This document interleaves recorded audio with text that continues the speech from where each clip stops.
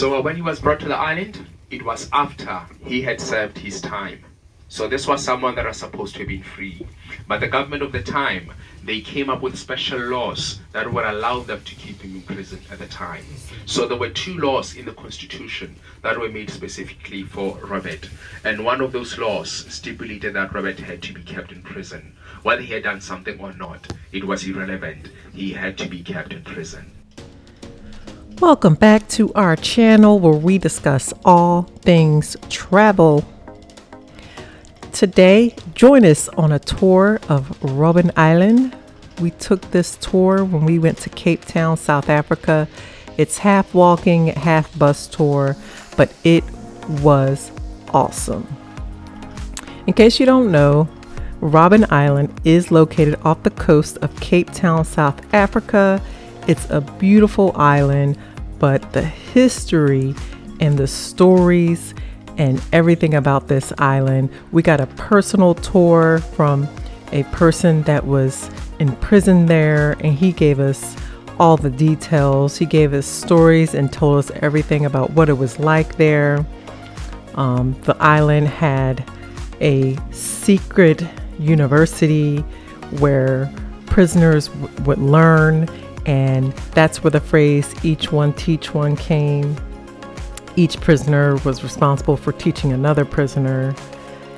Today the island is used for, working, and kids go to school there, and I had no idea that all this was happening, after the prison was shut down.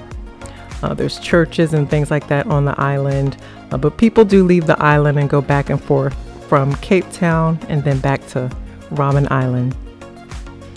For over centuries, Robben Island was a place of isolation and imprisonment, and people like Nelson Mandela and Robert Sobukwe were on this island. As you just heard, Robert, there was a clause in the government to where Robert could just go to prison without a trial, only because the government feared his ideologies and his influence and things like that. And Nelson Mandela, who also fought against the apartheid, spent 18 of his 27 incarcerated years here. 18. Only because the government feared him and they just didn't like that he fought against the apartheid. There were so many amazing stories that our tour guide told us. So many tears and silent protests and stories of hope and despair. If only these walls could talk. So many things to learn about this island. It was such a great tour. Join me at the end of this video as we walk the long walk to freedom. This is the path that when prisoners were released, they would walk from the prison gates to the harbor. Thanks for watching.